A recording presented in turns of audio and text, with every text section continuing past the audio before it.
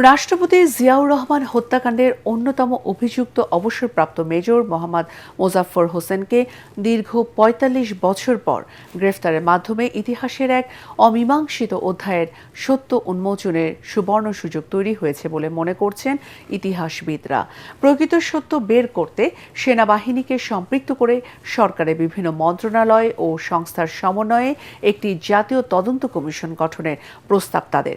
১৯৮১ সালে তৎকালীন রাষ্ট্রপতি জিয়াউর রহমান হত্যাকাণ্ডের অন্যতম অভিযুক্ত মেজর মোহাম্মদ মোজাফফর হোসেনকে গেল বুধবার রাতে রাজধানী ডিওএইচএস থেকে গ্রেফতার করে ঢাকা মহানগর গোয়েন্দা পুলিশ ডিবি।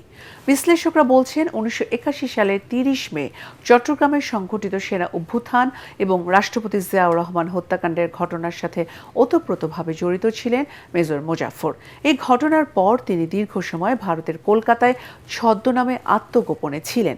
ওই কথিত সামরিক অভ্যুত্থান ও হত্যাকাণ্ডে সংশ্লিষ্ট ব্যক্তিদের মধ্যে একমাত্র তিনিই এখন জীবিত আছেন।